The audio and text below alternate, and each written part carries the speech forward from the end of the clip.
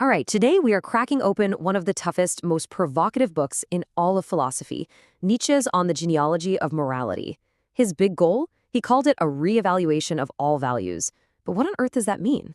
It means he wanted to put morality itself on trial. Let's see how he pulls it off. So let's just dive right in with a question that gets to the absolute core of what Nietzsche is doing. Just think about this for a second. What if our entire idea of what's good, kindness, humility, pity, what if that wasn't some eternal truth, but was actually a brilliant 2,000-year-old act of psychological warfare? A kind of grand moral heist where the powerless literally stole the definition of good right out from under the powerful. To even begin to understand that, we have to start right where Nietzsche does, and that's with a full-blown critique of our most basic moral ideas. See, he wasn't interested in playing the same old game of what is good or what is evil. No, he wanted to ask a much more dangerous question. Where did we even get these ideas in the first place? Now, the story he was pushing back against, the common sense version of morality, goes something like this. Good actions are the ones that are unselfish, the ones that help other people. Pretty straightforward, right? It seems obvious. But for Nietzsche, this explanation wasn't just a little bit wrong. It was, in his view, naive and completely, utterly backwards. And this is exactly why Nietzsche called for something totally new. He didn't want to just accept our values as a given. He wanted to put them under a microscope, to put them on trial. As he says right here, the value of these values should itself for once be examined. He's asking a truly terrifying question.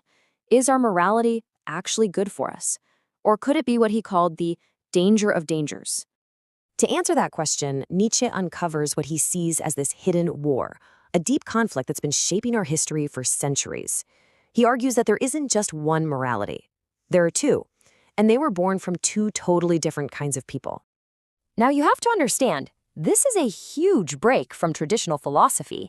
The idea that good isn't some fixed, universal thing, but that it depends entirely on who is doing the valuing. So, who are these two groups? Okay, so on one side, you've got master morality. This comes from the nobles, the powerful. Their values just flow out of a big yes to who they are. Power, pride, courage, that's good. Anything weak or pathetic is just bad. But notice something really important here. There's no evil. That idea, well, that comes from the other side, slave morality. This is born from the oppressed, and it starts with a resentful no to their masters. They look up at the powerful, and they're the ones who label them evil. And it's only after doing that, as a reaction, that they define their own qualities, like humility and patience, as good. So the big question is, how did this even happen? How on earth did the values of the powerless manage to completely overthrow the values of the powerful? Well, Nietzsche points to this incredibly potent psychological weapon as the engine behind this whole revolution, and he calls it ressentiment. Now, ressentiment isn't just being resentful or angry. It's this deep, smoldering, poisonous hatred that festers inside. But here's the key. It's a creative force. It's the imaginary revenge of people who can't actually do anything in the real world. Since they can't beat their masters with swords, they beat them with ideas, by turning all their master's strengths into moral sins. Nietzsche gives this unforgettable analogy to make it crystal clear. He says, look, birds of prey aren't evil for snatching up lambs. It's just what they do. It's their nature. But the lambs, simmering in their ressentiment, they get together and they invent a new morality. They say, those birds are evil. Therefore, anyone who is the opposite of a bird of prey, meek, gentle, us, well, we must be good. See what they did? They turned their weakness into a virtue. And that move right there, that's what Nietzsche calls the slave's revolt in morality. It's an absolute masterpiece of psychological jujitsu. It flips the entire value system on its head. Think about it. The noble just looks at himself and says, I am good. Bad is just an afterthought. But the man of resentment has to start with an enemy. He points his finger and says, that guy over there is evil. And only from that negative idea does he invent a positive one. Therefore, I am good. This moral revolution didn't just change the rules out there in the world. It fundamentally rewired our inner lives. It gave birth to one of our most powerful and most painful feelings, guilt. Nietzsche wants us to imagine early humans as these semi-animals, perfectly adapted for a life of freedom and wilderness. Suddenly, they get trapped inside the walls of society and peace.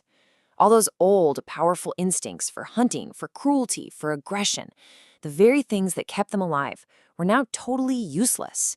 In fact, they were condemned. But all that energy has to go somewhere, right? So it turned inward. It turned against the self. This whole process creates what Nietzsche calls the bad conscience. It's a kind of sickness where humanity literally starts to attack itself, creating this constant inner torture. But this vague, terrible suffering needed an explanation. It needed a name. And this is where the priest, who Nietzsche calls a true artist in guilt, steps onto the stage to provide the final, crucial piece of the puzzle. The priest performs a kind of magic trick. He looks at the suffering person and says, I know why you feel that way. It's not random. It's a punishment. You feel this way because you deserve to. You're culpable. You're a sinner. And just like that, this interpretation gives all that suffering a meaning.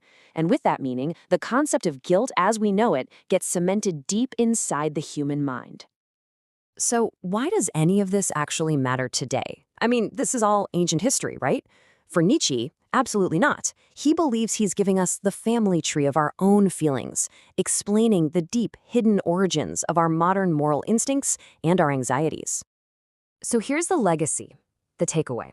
Our most cherished values, compassion, humility, according to Nietzsche, they're the direct inheritance of that slave revolt. That nagging inner sense of guilt, that's just our own aggression turned back on ourselves. Now, he does admit this whole system might have saved humanity from total self-destruction, from a kind of suicidal nihilism. But, and it's a huge but, he argues it came at an enormous price: the taming, the stunting, the weakening of humankind itself. The reason this is also important is that we're still living inside this very framework. The slave revolt didn't just win a battle, it won the whole war so completely that we've totally forgotten it was ever a fight.